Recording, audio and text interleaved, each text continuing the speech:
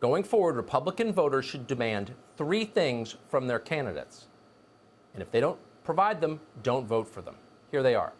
First is vigorous defense of total equality under the law. We are equal because we are citizens. Every American has precisely the same rights as every other American, period. That is the promise of America. It's why millions of people move here. For a long time, we knew that. No one questioned it. It was obvious, but it no longer is obvious, and there are many who are working in the opposite direction. Republicans must counterbalance this. They must work as hard as they can to make America fair again. Wealth, appearance, ancestry can play no role whatsoever in the eyes of the law. That means that criminals like Jeffrey Epstein must go to jail the first time they're caught molesting children. It means your children must have precisely the same chances of getting into college or getting a job as anyone else's children. It means fighting to make this a colorblind meritocracy. A colorblind meritocracy. Say it again. The alternative to that is disaster. Slavery and Jim Crow were immoral precisely because they punished people for how they were born.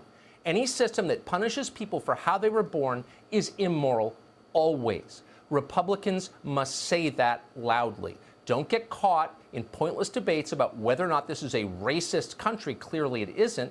Prove it by making it less racist, by making it a colorblind meritocracy. That's our promise. Second, Republicans must defend our freedom of speech. We are not a free society without that. This is not simply a debate about the First Amendment and its limits. It's bigger than that and more important. If you can't articulate something, if you're not allowed, you can't think it.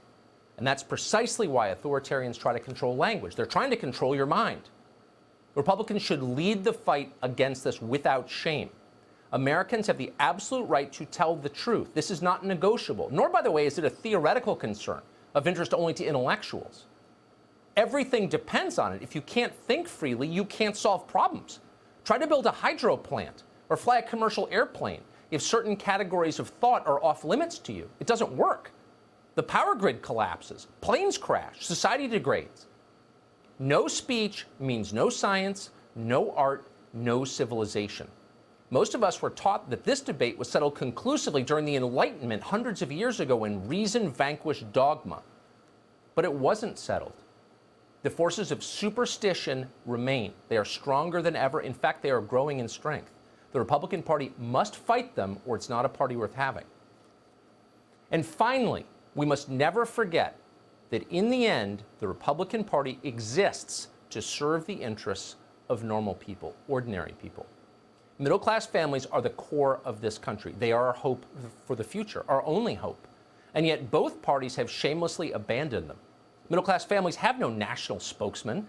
They have no lobby in Washington. Republicans pretend to be their champion. You know by now that they are not.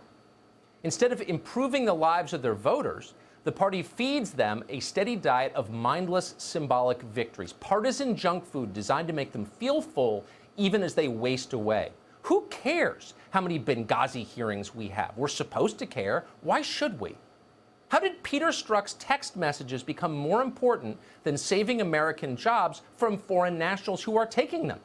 It is lunacy. We fall for it every time. And to the extent this show has participated in it, we apologize with deepest sincerity.